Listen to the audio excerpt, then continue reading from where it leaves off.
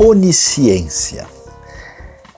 É tão impressionante a gente imaginar a magnitude do que significa o entendimento a respeito da realidade. A multiplicação do conhecimento humano é algo assim quase que estonteante, é avassalador. Você ter um contato, de vez em quando você ouve um especialista falando de um tema só e você vê tanto conhecimento, tanta profundidade, que é algo assim que atinge a nossa mente de uma maneira extraordinária e impressionante. Agora você imagina, eu estou me lembrando do apóstolo Paulo em Romanos 11, depois ele descrever o plano extraordinário de Deus na história da redenção, falando desde o que envolve os descaminhos humanos, tanto no contexto gentílico como judaico, e falando da redenção em Cristo, e falando de tudo aquilo que acontece, do agir soberano de Deus na história. Quando ele termina, ele nem aguenta as próprias palavras de revelação do conhecimento de Deus.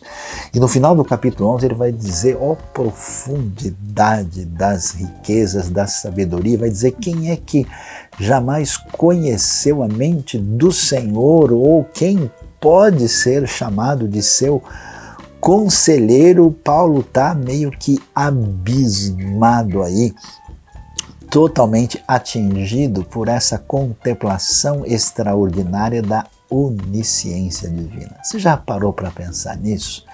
É aquilo que você vê no Salmo 139, no Salmo 26, a realidade de que Deus conhece tudo a respeito de tudo, na sua amplitude, no aspecto quantitativo e cumulativo, e no detalhe, com toda a diversidade de profundidade que é praticamente intraduzível.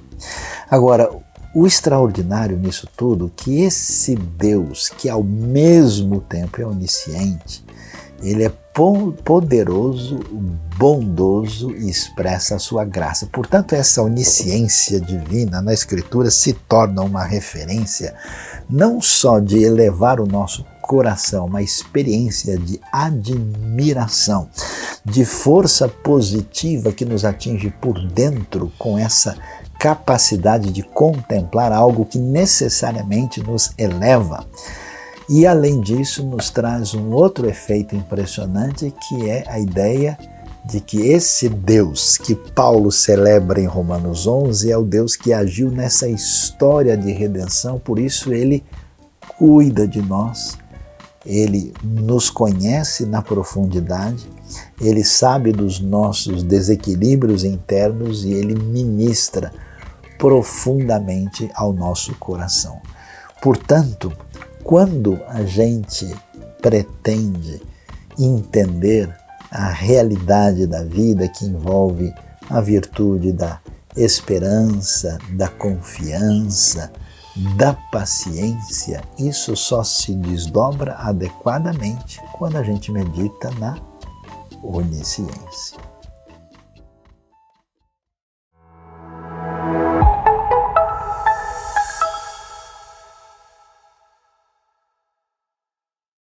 Bom dia, boa tarde, boa noite a todos vocês, sejam muito bem-vindos, é bom tê-los conosco. Quero convidá-los a juntos celebrarmos aquele que não poupou seu Filho por amor a nós e a celebrarmos a Jesus que enfrentou e suportou todo o horror da cruz por amor a nós. A Ele toda honra, glória e louvor. Amém.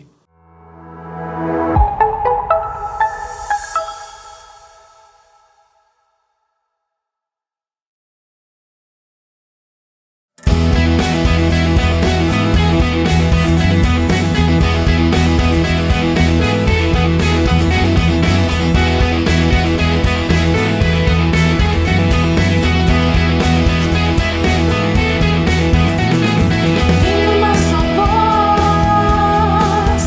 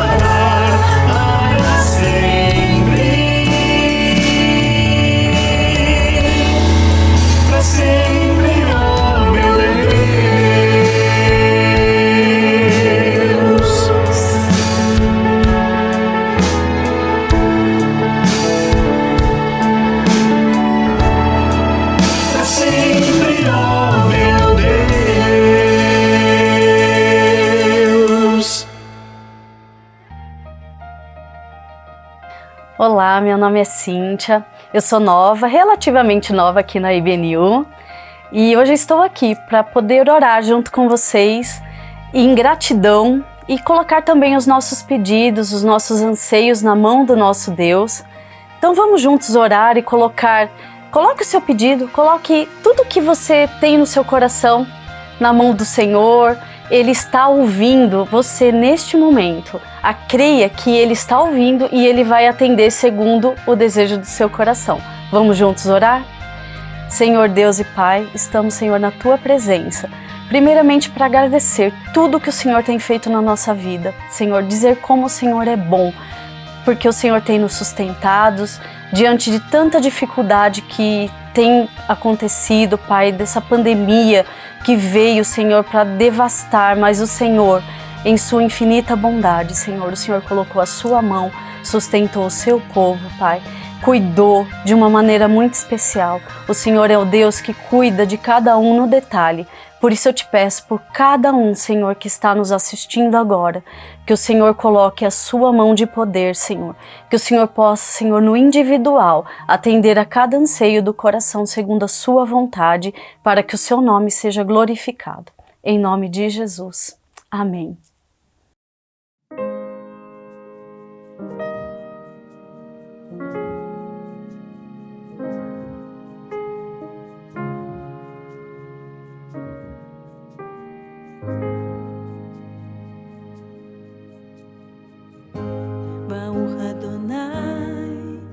מציון שוכן ירושלים,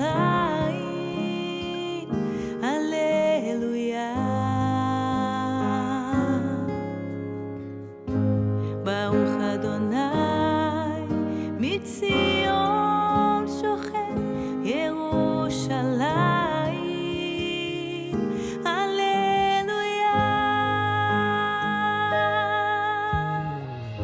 אדוני שמך לעולם, אדוני זכרך לדור ודור,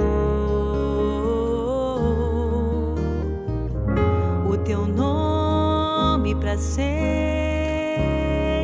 será conhecido por todas as gerações.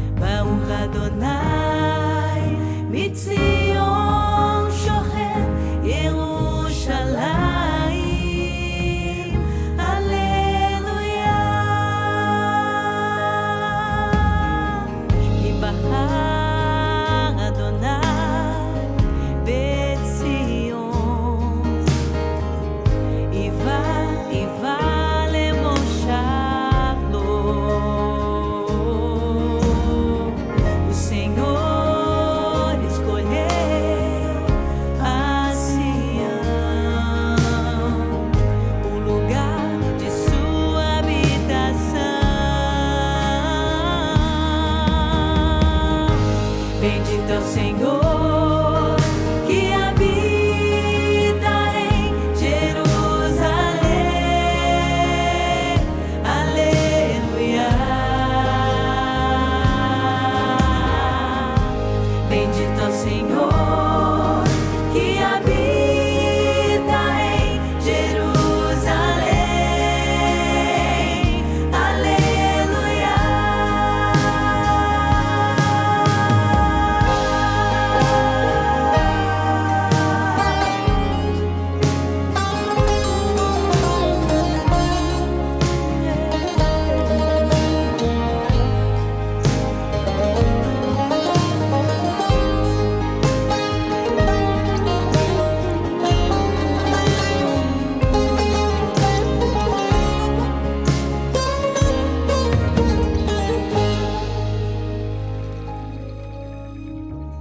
זאת מנוחתי עד היה פה אשב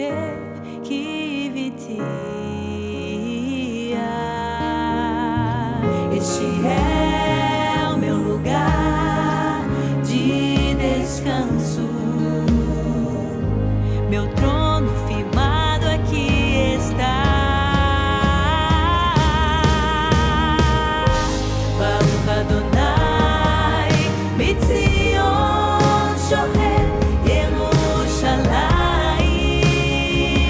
Aleluia.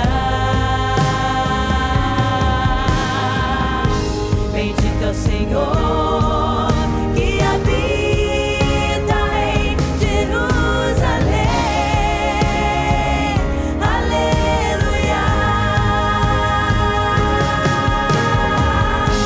Bendito é o Senhor que habita em Jerusalém. Aleluia.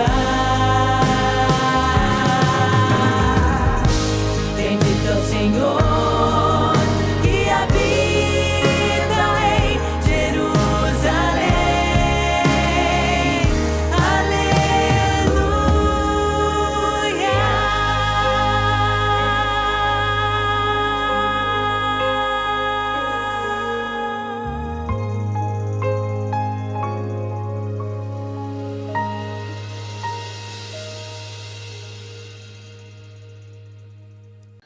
Olá para você, eu vim aqui fazer um comunicado e 2 convites para vocês. O comunicado que eu tenho para fazer para vocês é que a partir de sábado nós estaremos abrindo um novo Geek para os interessados em serem membros da IBNU.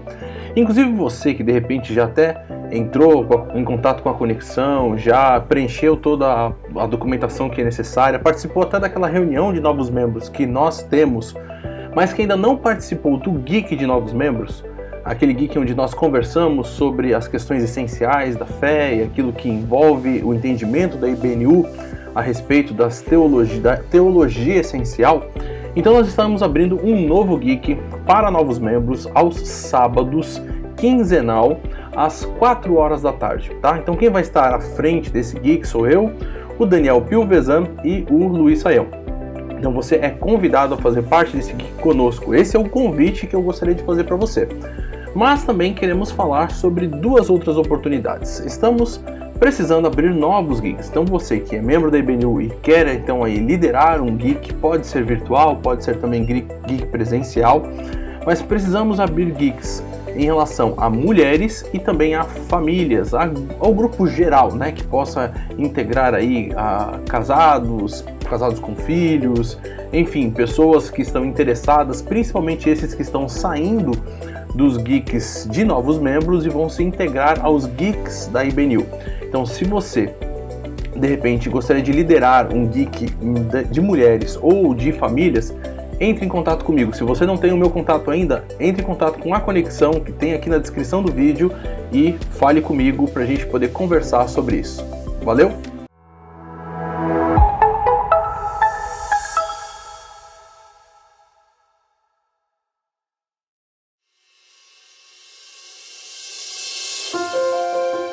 Oi a todos. Não sei vocês de manhã o que vocês pensam primeiro, mas uma das primeiras coisas que eu penso não é o café é o segundo. O primeiro é a gratidão. Saber que a gente levanta de manhã e é o Senhor que dá o ar, que dá a força e que dá a vida para a gente estar de pé. E como vocês sabem, eu sou estrangeira e eu sempre lembro de uma oração da minha mãe. A minha mãe sempre orou para que eu tenha bons vizinhos, para que cuidem de mim, para que sejam família. E ainda que pareça uma gratidão estranha, mas eu quero agradecer pelos vizinhos que Deus me deu, pelas pessoas que tenho perto, que sei, pelos amigos que tenho por perto, que eu sei que tenho pessoas que me cuidam quando estou doente, que se aproximam a mim quando eu preciso de alguma palavra, ou que vão sair a tomar um café comigo para poder ser grata uma vez mais a Deus por aquelas coisas que Deus fez. Então, vamos aproveitar o dia de hoje para ser gratos a Deus por tantas coisas que podem parecer muito pequenas, mas são tão importantes para o nosso dia a dia. Então, hoje, uma vez mais, agradeço por meus vizinhos, pelos meus amigos e pelas pessoas que Deus colocou por perto neste Brasil, que agora é meu lar.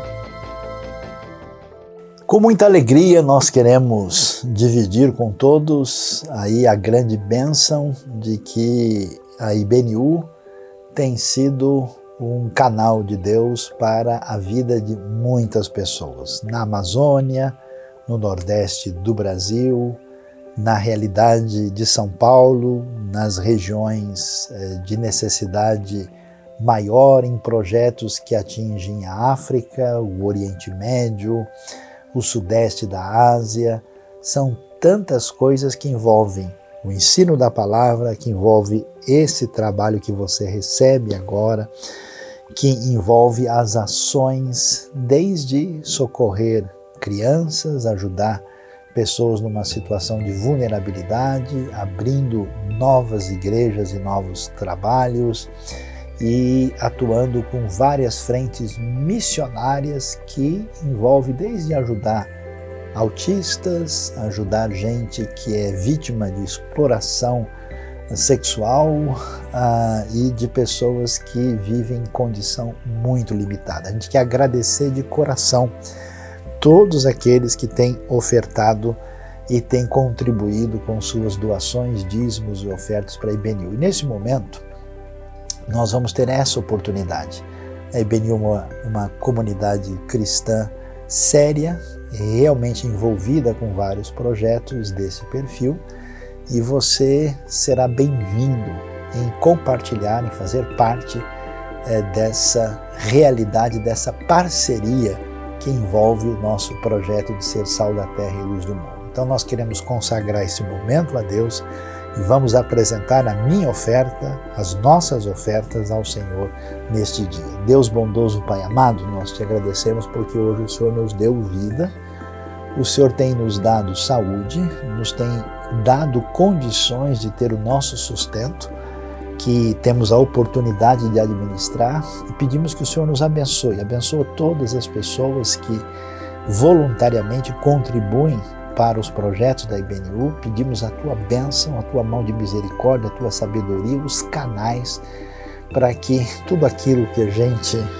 está fazendo seja, ó Deus, utilizado para a tua honra e para a tua glória e para a expansão do teu reino, para abençoar a vida de tantas pessoas no Afeganistão, ó Deus, nos ambientes do Oriente Médio, na Ásia, na Europa, no Brasil, em tudo quanto é lugar que o Senhor conhece. Nós te agradecemos, te louvamos, te bendizemos e entregamos em tuas mãos aquilo que é dado e entregue de coração por aqueles que fazem parte dessa nossa comunidade e que estão em sintonia conosco. Oramos agradecidos em nome de Jesus. Amém.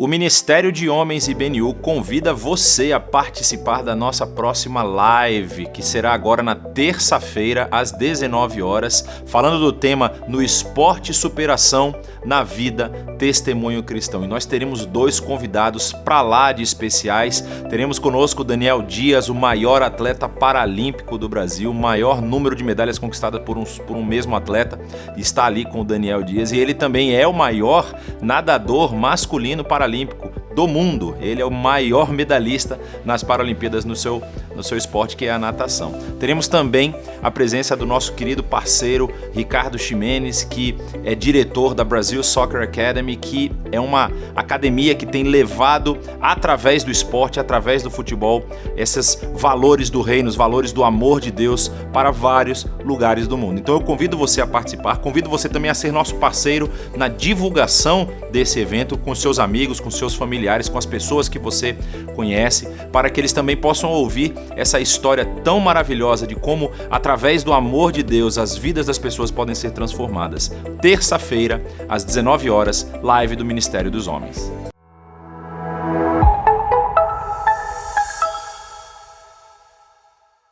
Deus seja louvado neste novo dia, quando vamos agora juntos em sintonia com todos que fazem parte da grande comunidade IBNU, vamos refletir na palavra de Deus e observar seus ensinamentos e o seu valor para a nossa vida. E hoje vamos falar sobre um tema talvez um pouco difícil de refletir e de considerar: o que inferno tem a ver com amor eterno? Será que há alguma ligação entre essas duas coisas aparentemente tão distantes e diferentes? Então convido a todos agora a prestar atenção no livro do Apocalipse, capítulo 20, no versículo de número 11, indo até o final do capítulo. E a Bíblia vai então nos dizer o seguinte: depois vi um grande trono branco, e aquele que nele estava assentado. A terra e o céu fugiram da sua presença, e não se encontrou lugar para eles. Vi também os mortos, grandes e pequenos, em pé, diante do trono, e livros foram abertos. Outro livro foi aberto, o livro da vida. Os mortos foram julgados de acordo com o que tinham feito, segundo o que estava registrado nos livros. O mar entregou os mortos que nele havia, e a morte e o Hades entregaram os mortos que neles havia, e cada um foi julgado de acordo com o que tinha feito. Então a morte e o Hades foram lançados no lago de fogo. O lago de fogo é a segunda morte. Aqueles cujos nomes não foram encontrados no livro da vida foram lançados no lago de fogo. Se existe um tema, digamos assim, complexo e difícil de refletir, é exatamente essa questão do lago de fogo, ou aquilo que nós costumamos a chamar de inferno. E de fato, muita gente, especialmente nos dias de hoje, vai dizer o seguinte: olha, mas tudo que se fala sobre Deus é que Deus é tão poderoso e que Ele sabe de todas as coisas, e Deus é extremamente bondoso, mostrando a sua graça. Será que faz sentido pensar numa ideia de um inferno, ainda mais um inferno que é descrito assim como nós lemos agora, como um lago de fogo, e além disso, uma coisa que parece durar para sempre, e isso seria compatível com a ideia de um Deus amoroso? O que a gente pode dizer? Será que existe alguma conexão entre inferno e um Deus que tem amor eterno? Vamos tentar entender o que a Bíblia ensina sobre esse assunto e pensar um pouco mais sobre essa questão. É importante ressaltar que quando a gente lê o Apocalipse capítulo 20, nós estamos vendo aí o que nós podemos mostrar assim como uma espécie de desfecho da história. É bom, importante a gente entender o que está acontecendo aqui. O Apocalipse é escrito num ambiente de muita crueldade, de muita perseguição, de muito sofrimento, de muita opressão que acontecia no período do Império Romano. E o livro, em grande parte, é um livro que fala de consolo, de esperança para essa comunidade que sofreu terrivelmente, especialmente na época do imperador Nero. E agora, a Apocalipse começa a revelar que por trás dessa visão, que seria a política do mundo antigo, existe uma realidade por trás do cenário, uma realidade sob o domínio de Deus, e que Deus, mais cedo ou mais tarde, haveria de trazer juízo a respeito de tudo aquilo que a gente pode contemplar das coisas absurdas que existiam no período do contexto da opressão romana. E quando o Apocalipse chega no final, nós temos aí a revelação que por trás da realidade do agir humano existe uma realidade espiritual terrível ligada ao mal. Esta realidade é descrita como o poder de Satanás, e é interessante ver um pouquinho antes, no capítulo 20 ainda, quando vai falar da batalha final, batalha do Armagedon, que aparece aí, batalha de Gog e Magog, e diz que na derrota final do mal, o diabo é lançado no lago de fogo que arde com enxofre, onde também haviam sido lançados a besta e o falso profetas, e eles serão atormentados dia e noite para todo sempre. A finalidade do Apocalipse é tratar com essa questão, que é a seguinte: olha, a realidade da perversidade, a realidade do mal, a realidade da crueldade, todo tipo de coisa horrorosa feito no mundo. A pergunta é, isso vai ficar impune mesmo? Vai acabar, como a gente diz em pizza? Vai ficar assim mesmo? Então não só Apocalipse diz, olha, que as forças espirituais do mal que estiveram agindo no cenário da história terão o seu julgamento, que é descrito dessa maneira, que tem a ver com esse chamado lago de fogo que arde com enxofre.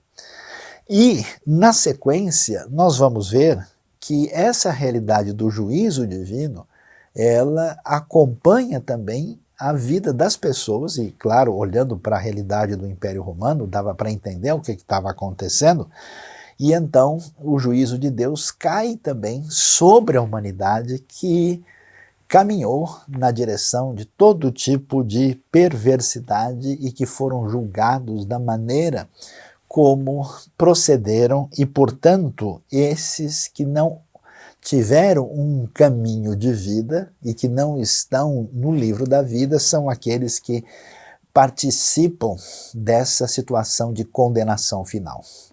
E quando a gente lê isso, a gente pensa, mas como é que pode isso? Parece difícil demais da gente entender. E o que a gente pode dizer a respeito de uma questão difícil como essa? Bom, em primeiro lugar, deve ficar claro que Deus criou seres pessoais com capacidade de tomar decisões, seres que não são robôs, não são autômatos. Tanto os seres angelicais como os seres humanos têm essa possibilidade de dizer sim ou não, de seguir um caminho voluntário diante de Deus. E, portanto, para que não houvesse nenhuma possibilidade de uma ação diferente da vontade perfeita divina, era necessário que nós não tivéssemos nenhum ser com personalidade, com capacidade de escolha, e não é isso que a Bíblia nos apresenta. A liberdade é um elemento fundamental daquilo que nós somos, e a liberdade também está ligada a essa questão do amor, porque é impossível amar se alguém de fato não tem consciência e não pode escolher decididamente a fazer isso. E quando a gente entende isso, a gente entende que, de certa forma, em função dessa realidade, Deus permite com que as pessoas e as escolhas humanas e angelicais tenham os seus desdobramentos. E a gente às vezes entende a coisa de modo errado, tem gente que diz, não, olha, mas espera aí, Deus pode fazer isso, ou ele não pode, né? Deus não é onipotente. Pois é, mas essa frase tem que ser bem entendida, porque Deus pode tudo, então ele pode criar uma pedra tão pesada que ele mesmo não consiga carregar. Deus pode deixar de existir. Essas frases, elas são autoexcludentes, elas são uma contradição. Então é claro que Deus, ao criar um mundo onde as pessoas e os seres que têm personalidade podem fazer opções, isso significa que ele está criando um mundo onde essa realidade da desobediência é uma possibilidade. Então, nesse sentido, Deus não pode fazer alguma coisa que é contraditória em relação a si mesma, por definição. E quando a gente entende isso, então a gente descobre a raiz daquilo que se torna o problema do mal e do pecado no universo. Diante desse cenário as escolhas, as decisões, as atitudes em oposição a Deus, elas vão terminar assim mesmo? Será que a gente pode imaginar que faz sentido pensar num Deus justo e bondoso dentro de um universo onde não existe lei, não existe referência, onde cada um pode viver como bem entender? Diante dessa verdade, agora a gente entende um pouco mais até a força do Apocalipse. Porque pensa bem, quando a gente pensa, por exemplo, na Segunda Guerra Mundial, ou num governo stalinista ou em ambientes de bastante genocídio, né? E de repente há ali um conflito que afasta, né? Que destrói aquela tirania, que tira aquele ditador do cenário. A gente pensa, puxa, mas por que o pessoal teve que ir lá fazer isso? Por que o pessoal foi lá atacar, né, o Hitler, ou teve que atacar o Stalin, ou Idi Amin, ou Gaddafi, ou não sei mais quem, ou Saddam Hussein? Como é que a gente percebe que o mal chegou num ponto em que não existe alternativa diante da realidade do mal radical? E é isso que a gente percebe aqui, né? O pessoal vendo tudo o que estava acontecendo no Império Romano, que seria mais ou menos um tipo de totalitarismo semelhante ao que nós vimos nos anos recentes da nossa história, a ideia bíblica é, olha, isso não vai acabar em pizza, porque quando não existe justiça, quando não existe uma intervenção, o mundo vira um caos, não existe qualquer temor da má obra, as pessoas são capazes de fazer as maiores crueldades possíveis. Então, a ideia de condenação, de juízo, ela é fundamental quando pensamos num universo de justiça. Quando pensamos de que não pode ser assim, a gente não está falando aqui de que essa caricatura que o pessoal tem, né, a pessoa, ele acabou, né, indo numa festinha com os amigos no final de semana, então Deus está lá comemorando que vai jogar o cara no lago de fogo porque ele não foi suficientemente religioso, que é uma caricatura feita por pessoas que não conhecem quase nada da Bíblia. A ideia não é essa, a ideia é se a gente vive num universo onde a realidade ética e de justiça faz sentido, ou realmente não importa se você viveu uma vida traficando órgãos humanos e matando pessoas, ou se você viveu uma vida ligada à justiça, ao amor e à misericórdia. É essa questão fundamental que aparece aí. E olhando para esse cenário, a gente pensa, mas e aí? Tudo bem, eu entendo, né? Como é que a gente entende esse negócio? Como é que vai ser então essa situação do juízo? É curioso, né, que, na verdade, na Bíblia, essa questão da discussão do inferno, ela precisa ser vista com alguns aspectos assim que chamam a nossa atenção. Primeiro que há várias palavras para se referir ao que a gente chama da vida após a morte, né? Existe uma palavra grega, né, que é a palavra Hades, e que é uma tradução, muitas vezes, da palavra hebraica Sheol, que é uma referência ao mundo dos mortos, né? Às vezes, nessa palavra Hades, o sentido significa apenas a realidade da vida pós-morte. Em muitos textos, Hades significa a vida pós-morte numa situação de condenação e sofrimento. Então você veja, por exemplo, aqui em Apocalipse 20, que é curioso, que a morte e o Hades são lançados no lago de fogo, né? Curioso, né? Parece o inferno sendo lançado dentro do inferno. Mas o sentido aqui é exatamente que nessa realidade pós-morte as coisas vão na direção do juízo, onde há a vitória absoluta de Deus e do seu Rei, Messias e agora Salvador e Juiz também, no desfecho último da história.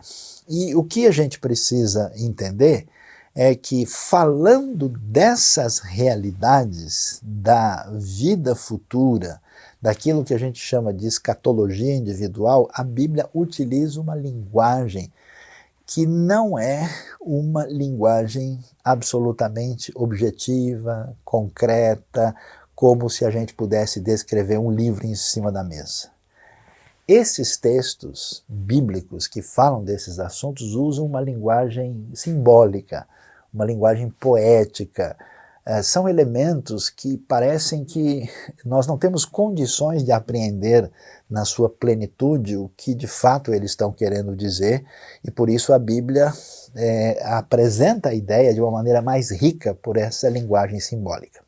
Observe, por exemplo, as descrições que a Bíblia apresenta sobre o inferno. Olha lá, se você presta atenção aqui em Apocalipse 20, você vai ver que o inferno é descrito como um lago de fogo com enxofre. No entanto, esse mesmo texto, esse mesmo inferno é descrito como um lugar de trevas exteriores nos evangelhos. Você vai ver em Mateus essa expressão aparecendo, né? Densas trevas, trevas exteriores. Em Marcos 9, por exemplo, a partir do verso 44, nós temos lá uma frase curiosa sobre essa condenação, que é o lugar onde o bicho não morre. Então preste atenção comigo, como é que você tem um lugar onde tem um bicho que não morre, é absolutamente escuro e é um lago de fogo com enxofre? Percebe que essas descrições, elas não cabem uma junto com a outra num plano propriamente objetivo. Por quê? Porque são descrições metafóricas. O inferno é uma realidade que tem a ver com a situação da vida de alguém que perdeu a sua conexão com Deus na sua trajetória, e essa situação de alienação e de sofrimento é descrita dessas maneiras, mas ninguém pode imaginar de fato o inferno como uma lagoa, ou uma lagoa escura, né? São metáforas dessa realidade.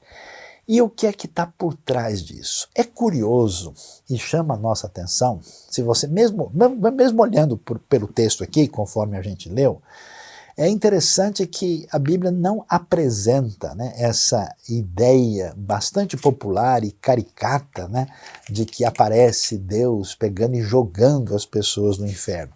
Curiosamente, você não tem um texto dizendo, então Deus pegou fulano e jogou lá. O texto bíblico, por exemplo, vai dizer, né, o seguinte, que o versículo de número 13 diz que o mar entregou os mortos, né, e a morte e o Hades entregaram os mortos, né, e eles foram lançados. Aparece, né, o texto de maneira aí na voz passiva, né? Foram lançados no lago de fogo, né? E aqueles que não estavam no livro da vida também foram lançados no lago de fogo.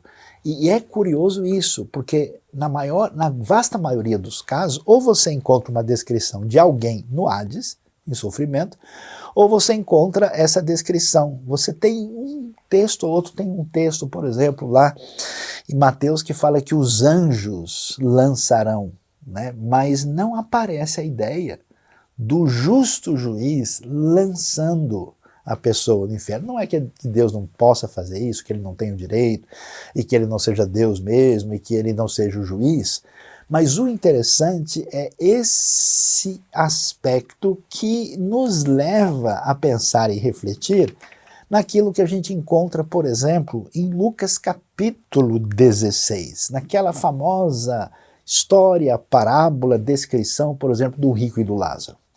Aí a gente vai entender um pouquinho mais sobre essa questão do inferno por causa dessas metáforas, né, que tem a ver com o fogo, o lago de fogo, tem a ver com essa questão aí das trevas, e tem a ver com esse bicho que não morre.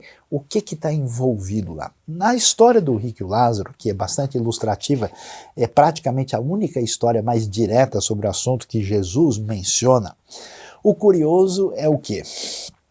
É que nós temos lá um indivíduo que viveu a sua vida dentro de uma perspectiva, o que faz sentido na teologia de Lucas, de que a sua vida estava bem porque ele era uma pessoa que tinha construído um bom caminho.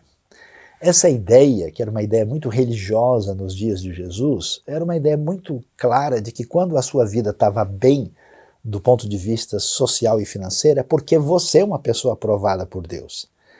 E aí, nesse sentido, o texto surpreende a gente, porque naquele contexto, quem imaginaria que um rico, né, e que pertence ao povo de Deus, que é um abençoado, que é um bem-aventurado, estaria numa situação de condenação? E curiosamente, esse rico não tem nome, enquanto do outro lado, nós temos alguém que a gente olhando dizia, esse cara não tem a bênção de Deus, que é o Lázaro, né? Cujo nome tem a ver com a ideia de auxílio, de ajuda, e ele tem um nome personalizado.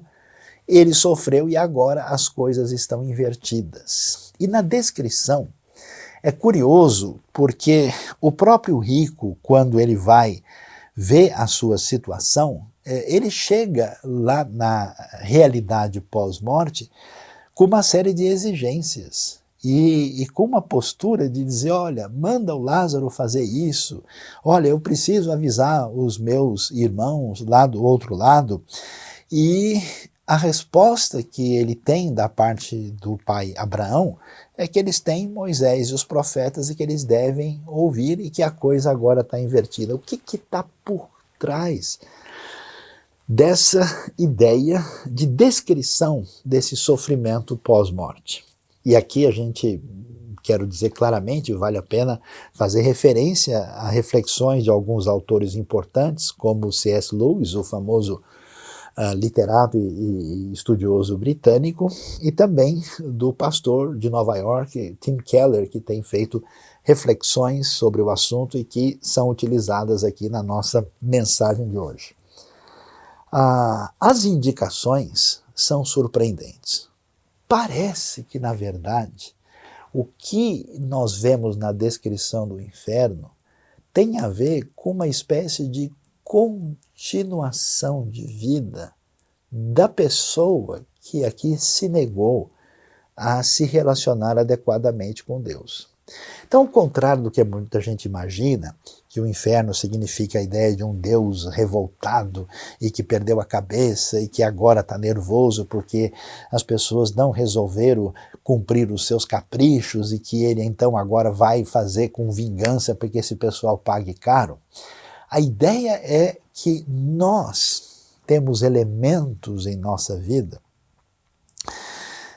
que tem a ver com a nossa postura autocentrada, com a nossa autossuficiência, com o nosso egocentrismo, isso revestido ou não de religiosidade. É curioso que Jesus, por exemplo, fala palavras mais duras exatamente para gente de perfil religioso, porque não é a exterioridade religiosa que mostra qualquer tipo de verdadeira, vamos dizer, piedade diante de Deus. Então essa atitude, ela vai tomando conta da vida da gente. E a não ser que esse processo seja interrompido, é como se fosse um câncer que começa pequeno e vai tomando conta da pessoa. E se isso não é mudado, se a pessoa não sai de cena para dar a Deus o seu devido lugar, ela, atenção, ficará refém de si mesma.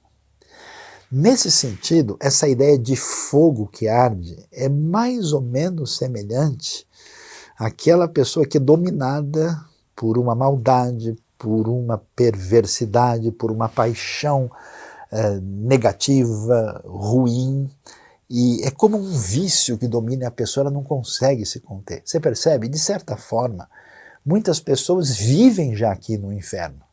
E isso continua depois dessa vida porque a alma sobrevive. E a pessoa não se permitiu ser curada da sua caminhada. Então, dessa forma, a pessoa se coloca nessa situação. É interessante, por exemplo, na própria história relatada em Lucas 16, quando a gente vê a situação do rico, né, que aparentemente é uma pessoa normal, que está vivendo a sua vida tranquilamente, o texto não diz, e então Deus o condenou, então Deus o lançou lá. O texto diz apenas, no inferno, ele levantou os olhos e viu Lázaro. Quer dizer, a situação dele se encontrar lá parece ser a expectativa mais natural da consequência do tipo de vida que ele viveu. Então, é curioso a gente observar essa realidade e observar que não só as forças negativas que dominam e acabam destruindo a nossa vida, e elas antecipam um inferno aqui que será piorado na vida pós-morte, mas é curioso que essa ideia de escuridão, essa ideia de trevas, essa ideia traz para a gente uma outra questão terrível, que é a questão do isolamento. É interessante que um dos grandes teólogos do século XX, Karl Barth, ele vai mencionar um pouco sobre essa questão de inferno, e ele menciona uma questão interessante do indivíduo que uma vez sonhou que estava no inferno, e no sonho ele descobre que ele está sozinho lá, não tem ninguém mais. E aí, de fato, o temor tomou conta do seu coração. E aí que a gente observa, preste atenção, quando você vê o raciocínio bíblico, o caminho de Deus, que nos convida a amar a Deus e ao próximo, você vê que o caminho do isolamento é um tipo de caminho que é um caminho de inferno. Porque a pessoa foi criada para amar, a pessoa foi criada para estar num relacionamento com os outros. E quando a pessoa se fecha e ela vai se tornando cada vez mais autocentrada, autossuficiente, ela não quer mais servir ninguém, ela não tem qualquer relacionamento real com pessoa nenhuma, ela vive nessa condição que é, digamos assim, mortal. E aí, então, essa realidade aparece aqui. E claro, numa situação de dominado por paixões terríveis e de isolamento, é claro que o bicho não morre. Por isso que você tem essa ideia de agonia. Porque é uma infelicidade, já que nós vamos perceber que o caminho que a gente toma de afastamento em relação a Deus só pode produzir uma realidade bastante difícil. E alguém pode perguntar, mas como é que é isso?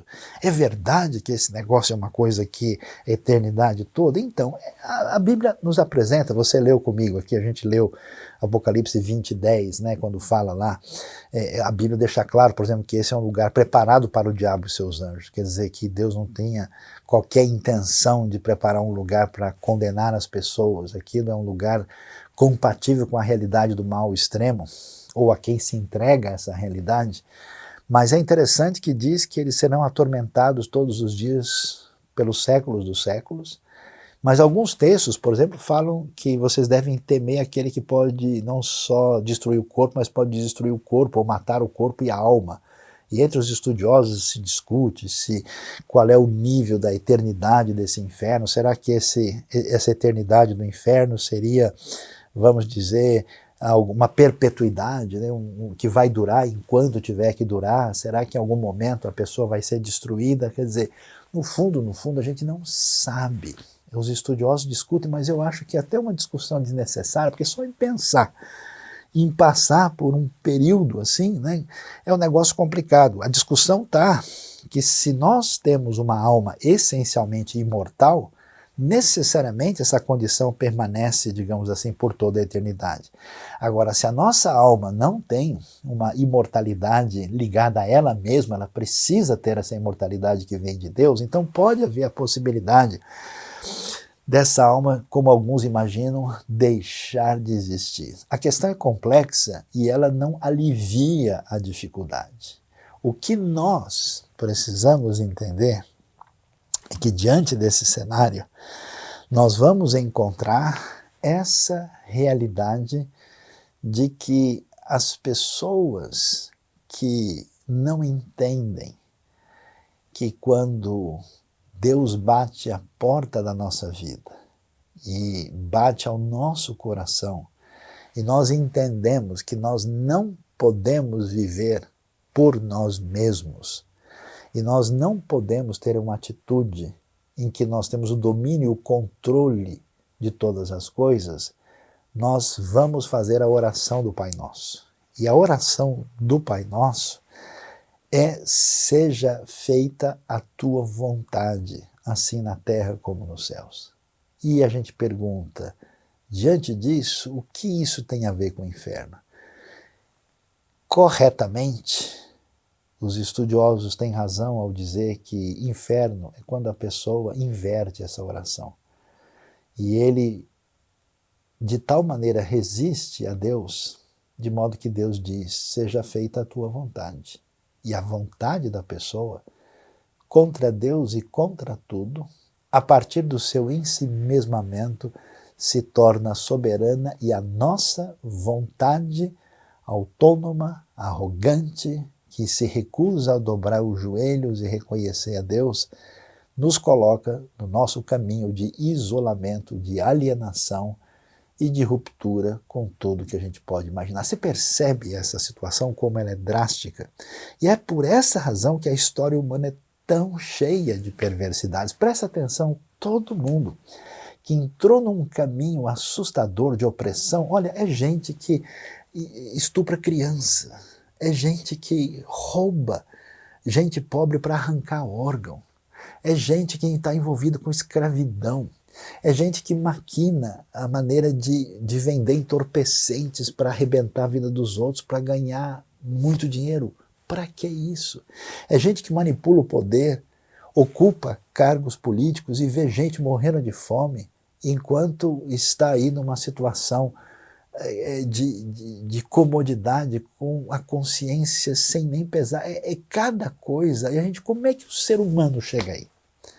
Sinceramente, é um maldito caminho do inferno.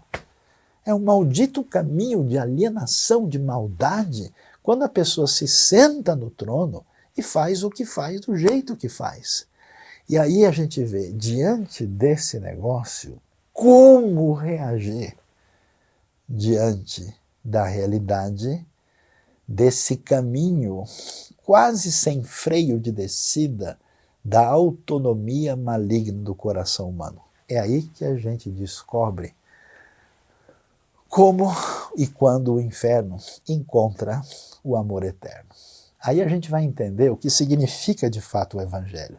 Muitas pessoas não percebem a força do Evangelho porque eles não entendem o tamanho da doença que ele está enfrentando. Você está com uma dorzinha nas costas, né, um incômodo aqui do lado, aí você vai lá e o médico diz, olha, é um tumor maligno e você tem 1 mês de vida, aí a sua atitude muda. Diante desse cenário, olha só, aí a gente entende o que a Bíblia vai dizer e por que isso é tão importante. Porque Deus, João 3,16 diz, tanto amou o mundo, que deu o seu Filho unigênito para que todo o que nele crê não pereça, mas tenha a vida eterna.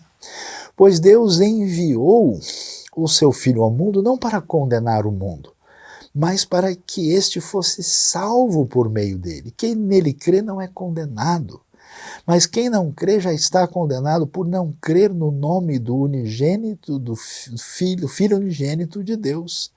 Então fica claro para nós o que acontece aí, diante dessa realidade em que o ser humano se coloca de voluntariamente entrar num caminho de rejeição de Deus, da sua graça, e buscando esse caminho de autonomia destruidora. Deus intervém na história, e intervém por amor para nos livrar de nós mesmos, desse inferno inicial que toma conta da nossa vida e que certamente nos conduz para uma situação pior quando deixarmos o corpo na direção da eternidade. E aí a gente entende o que significa. Por isso que muita gente não entende bem Jesus. Alguns acham que Jesus era um líder político que tentou ajudar os judeus contra Roma. Não, Jesus era um mestre que sabia um monte de coisas e deu lições de paz para a gente. Outros pensam, não, Jesus era um exemplo de caráter, né, que ajudava os necessitados. Jesus é o Filho de Deus, é o Salvador, é aquele que representa esse amor sem fim da parte de Deus e que deu a sua vida por nós para que nós tivéssemos a libertação de nós mesmos, o perdão dos pecados e a vida eterna. Por isso o Evangelho é a coisa mais estranha que existe nesse mundo. É a coisa que não bate na cabeça do homem natural, porque ele significa um presente grandioso que nos livra de nós mesmos, dessa situação de autossalvamento que não chega a lugar nenhum e nos apresenta certamente uma salvação perfeita, completa, tão simples que uma criança pode receber, tão simples que significa abrir mão do esforço próprio, abrir mão da sua própria justiça, abrir mão de tudo o que pode oferecer e humildemente abaixar a sua cabeça, pedir perdão a Deus, reconhecer a morte de Cristo em nosso lugar, a graça, o amor sem fim de Deus. Eu gosto de me lembrar, tem um hino antigo tão extraordinário que mostra o que significa isso. Diz que o amor de Deus é singular, ninguém jamais pode explicar. Ainda que o céu todo fosse, que o mar todo fosse tinta, que o céu todo fosse papel, que os homens todos fossem escrivães e todas as hastes fossem penas, nem mesmo assim se poderia descrever o amor de Deus. Você vê que a resposta ao nosso inferno vem de Deus e ela se chama amor eterno. E para terminar isso, a nossa reflexão importante de hoje, que é um tema bíblico e que é pertinente e é recorrente, do qual a gente não tem como fugir. Muitas vezes eu vejo muitas pessoas religiosas falando sobre o inferno. E a maneira como abordam isso é um tanto quanto preocupante, porque falam do assunto como, vamos dizer assim, como se fosse uma espécie de lição de matemática. Olha, pessoal, aqui tem isso, ou você faz isso, ou acontece aquilo. E parece que não sentem na profundidade do seu coração do que é que estão falando. É como se eu estivesse assim num hospital de pessoas, sabe, queimadas aí por um incêndio, vendo as pessoas ali numa situação de dor e estivesse descrevendo aquilo como se fosse uma planilha com cálculo de venda de bolacha, sem saber do que eu estou falando exatamente. O que preocupa a gente é quando pessoas religiosas parece que mencionam o inferno de maneira triunfante. É como se dissesse, nós estamos certos, e aquelas pessoas que não são que nem a gente, bem feito para eles. Nada pode ser tão sem sentido quanto isso. É curioso que para pessoas arrogantes e insolentes em nome da religião, é que Jesus apresentou as palavras mais duras, que na verdade têm o objetivo de acordar essas pessoas. Mas na verdade, como acontece com homens e mulheres de Deus na história, ao ver gente que na sua caminhada estão cegos espiritualmente, são reféns do seu próprio caminho de autossuficiência, arrogância, vício, maldade, pecado, isolamento, não conseguem enxergar o amor de Deus, isso deve trazer em nós um peso no coração, deve trazer um compromisso maior com a missão, deve nos fazer buscar essa relação de proximidade com Deus para que a nossa vida seja um canal de expressão desse amor eterno, porque o inferno que vive dentro da gente só é quebrado, só é destruído, só é vencido quando a graça profunda de Cristo Jesus, que gratuitamente, por amor, Deus se identificou conosco, sofreu como nós, teve as nossas dores, padeceu e pela sua morte, com um amor incomensurável, inefável, extraordinário, resolveu nos perdoar. Então eu convido você, se você nunca pensou seriamente sobre sua vida espiritual, abra o seu coração e dê uma chance a Deus. Chance a esse evangelho que um dia mudou a minha vida, mudou a vida de milhões de pessoas. E se você está na sua caminhada religiosa, que não está muito legal, preste atenção nisso e volte o seu coração para a sensibilidade da palavra, porque a gente descobre que esse caminho de inferno é um caminho que, na verdade, tem a ver com Deus entregar a nós mesmos a nossa própria postura, que é uma fuga do seu amor. Porque, na verdade, a única maneira de vencer o inferno é receber o abraço, a comunhão e a salvação e a caminhada com Deus, o Deus do amor eterno. Que Ele abençoe a nossa vida, abençoe o nosso coração nesse dia. Amém.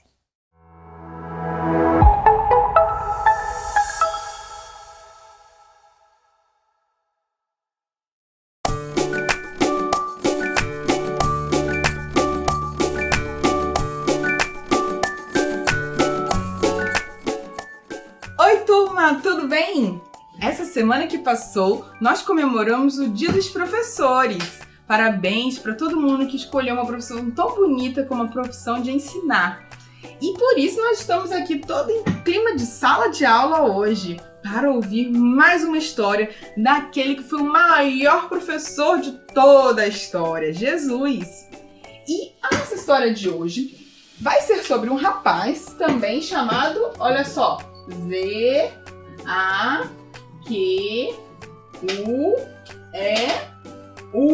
Quem foi esse daqui? Zaqueu. Isso mesmo, Zaqueu. Zaqueu. E olha só, trouxe até um mapa para vocês. Olha que bonito o nosso mapa. No nosso mapa aparece o Mar Morto, o Mar da Galileia, olha o Rio Jordão. Tem várias cidades também. Belém, Jerusalém, Betel, Samaria. Mas a nossa história de hoje vai se passar nessa cidadezinha aqui no meio, ó. Jericó. E Zaqueu estava lá em Jericó. E sabe quem mais estava lá? Vocês já bem imaginam, né? Jesus, ensinando como ele vem ensinando em várias outras histórias e cercado por uma multidão de gente. E porque Jesus estava cercado por uma multidão de gente, nosso amigo Zaqueu não estava conseguindo enxergar bem Jesus. Olha só, ele estava todo triste. Sabe por quê? Zaqueu tinha uma dificuldade. Ele era mais baixo do que a maioria das pessoas. E por isso, no meio daquela multidão enorme, ele não conseguiu ouvir o que Jesus estava falando, se aproximar, ele não conseguia nem enxergar Jesus no meio daquele monte de gente. Mas vocês acham que Zaqueu desistiu? Nananina não, para quem já conhece a história sabe muito bem que Zaqueu arrumou uma figueira que tinha lá perto, uma árvore, e ele subiu em cima da árvore e lá de cima ele conseguiu ouvir e ver Jesus. Olha que coisa legal! E aí ele conseguiu ficar lá de cima da árvore todo mais felizinho, podendo ver Jesus e aprendendo o que Jesus estava ensinando. Mas aí, crianças, vocês acreditam que Jesus viu Zaqueu lá em cima da árvore da figueira e aí ele desceu, ele foi lá na árvore e falou: Zaqueu, desce na árvore, hoje eu quero ir na sua casa, hoje à noite eu quero ir para sua casa. Gente, vocês não imaginam, olha só como Zaqueu ficou feliz da vida. E aí Jesus foi lá com Zaqueu e foi para casa dele. Ó, vamos botar ali dentro da casa. Foi lá para casa de Zaqueu. Mas vocês sabem o que aconteceu? Uma coisa muito estranha. As pessoas, quando viram que Jesus tinha ido com Zaqueu para casa dele, não ficaram muito felizes. E sabem por quê? Uma coisa que eu não falei para vocês. Zaqueu era um homem muito rico mesmo. Porque ele trabalhava como um publicano. Vocês sabem o que é um publicano? Publicano é um cobrador de impostos na época, né? Que era um cobrador de impostos para o Império Romano. Ele passava na casa das pessoas cobrando imposto, mas o problema não era só isso. O problema é que Zaqueu, ele às vezes cobrava mais do que deveria e pegava o dinheiro para ele. Então ele ficou rico fazendo coisas erradas, porque isso é roubar, não é mesmo? E por isso as pessoas ficaram muito chateadas. Como assim? Jesus está indo na casa desse Zaqueu que cobra dinheiro errado das pessoas? Ai, não acredito nisso. Ele vai comer com pecadores. Foi assim que as pessoas falaram. Mas vocês não sabem que incrível o que aconteceu lá na casa de Zaqueu. Zaqueu tinha ouvido falar de Jesus. Tinha mudado seu coração com tudo que ele aprendeu com o mestre. E ele falou bem assim para Jesus e para todo mundo que estava lá na casa. Eu sei que eu estou errado e eu vou dar metade de tudo que eu tenho para os pobres. E se eu roubei alguma coisa de alguém, eu vou devolver 4 vezes mais. Gente, imagina! Para ele que era tão rico, dar metade do que ele tem era muita coisa. Você já se imaginou dando metade dos seus brinquedos? É bastante coisa, não é? E aí, além de dar metade de tudo que ele tinha, ele falou que ia devolver até 4 vezes mais para quem ele tinha roubado. Na lei da época, você não precisava, quando roubou alguma coisa de alguém, dar 4 vezes mais. Ele estava dando a mais do que até era o exigido pela lei. Ele estava sendo generoso porque o coração dele realmente tinha sido transformado. E aí Jesus, com muito amor, fala: que para Zaqueu e para as pessoas que estavam ali, que ele, Jesus, tinha vindo para dar salvação e para buscar aqueles que estavam perdidos. Então Jesus, ele não veio apenas para quem está vivendo uma vida perfeita. Ele veio para mudar o nosso coração e nos livrar dos nossos erros e dos nossos pecados. Ai, crianças, que história maravilhosa! E esse mês nós estamos aprendendo aqui na EBNU sobre a importância da palavra de Deus na nossa vida, não é mesmo? Nós começamos aprendendo como a sabedoria é mais valiosa do que qualquer joia que exista no mundo. E como Jesus ama quando as crianças querem aprender desde tão pequenininhas sobre ele. E hoje nós aprendemos que, assim como Zaqueu se esforçou tanto para ouvir do Mestre, subiu na árvore para ouvir falar de Jesus, nós também temos que fazer a nossa parte, buscando hoje através da onde? Através da Bíblia, da Palavra de Deus, aprender sobre Jesus. E a gente vai cada dia aprendendo mais do Mestre e crescendo, independente dos nossos erros, dos nossos pecados. A Palavra de Deus, ela tem poder para transformar o nosso coração.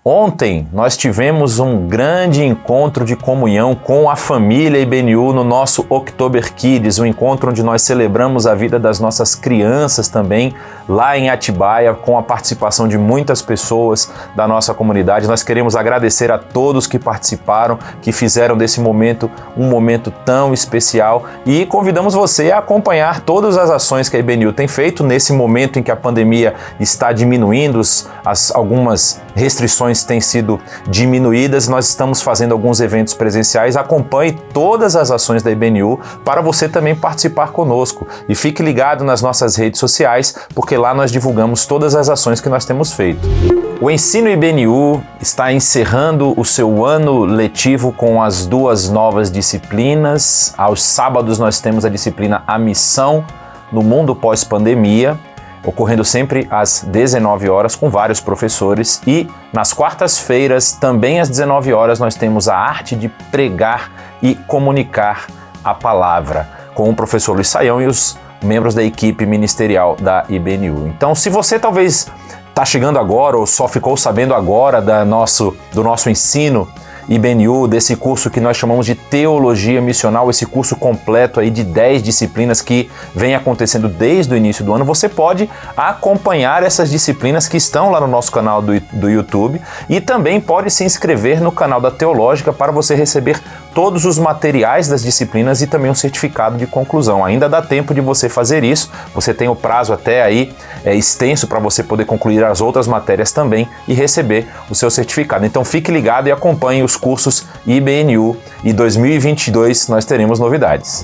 A IBNU voltou às celebrações presenciais, ocorrendo sempre aos domingos às 5 horas da tarde, mas você precisa ficar atento, precisa se inscrever já com a conexão. Aqui está o telefone da conexão para você entrar em contato conosco e dar o seu nome das pessoas que vão participar, porque às vezes nós precisamos mudar de local de reunião. Então, se você quer participar conosco da celebração presencial, entre em contato aqui com o telefone da conexão.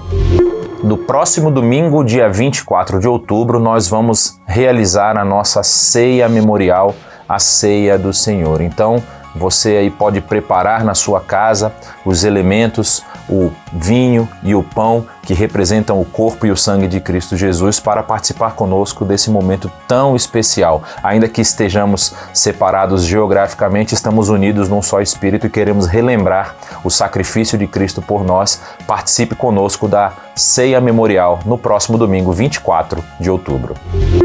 Nós agradecemos a sua participação na nossa celebração, essa celebração que tem a intenção de mostrar, dentro daquilo que a Palavra de Deus nos diz, essa maravilhosa graça de Cristo Jesus que nos faz caminhar junto com Ele. Então, nós convidamos você a ser nosso ajudador, nosso cooperador distribuindo esse conteúdo para os seus familiares, para os seus amigos, espalhando essa boa mensagem aí através das suas redes sociais. E muito importante, não se esqueça de se inscrever tanto aqui no canal do YouTube para você receber todas as notificações. Também você precisa ativar ali o sininho para você receber as notificações do nosso canal, e se inscreva também no nosso Instagram e no nosso Facebook, onde nós postamos as nossas atividades, e você pode sim compartilhar esse conteúdo com aquelas pessoas que você tem contato. Deus abençoe a sua vida, Deus abençoe a sua família, e nós estamos aqui juntos na próxima semana, mais uma vez, para adorar o Senhor.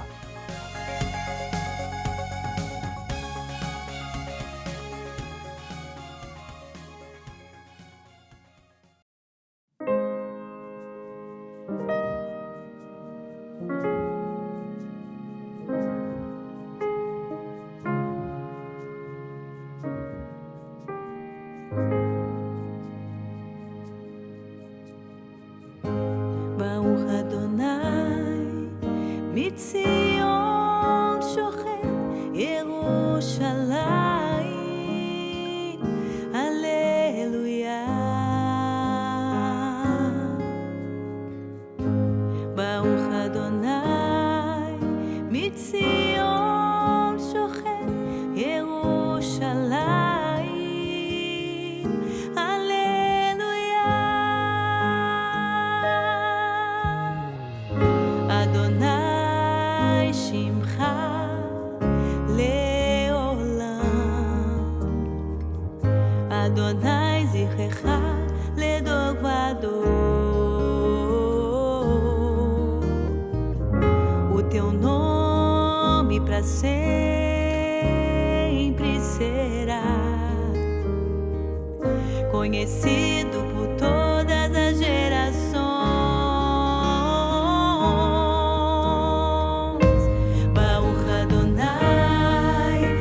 ציון שוכן ירושלים, הללויה. ברוך אדוני, מציון שוכן ירושלים, הללויה.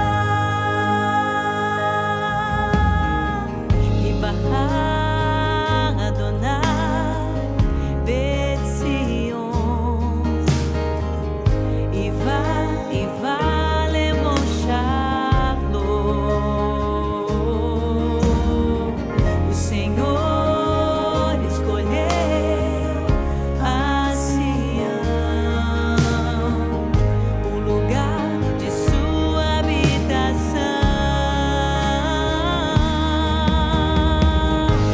bendito é o Senhor que habita em Jerusalém, aleluia. Bendito é o Senhor que habita em Jerusalém, aleluia.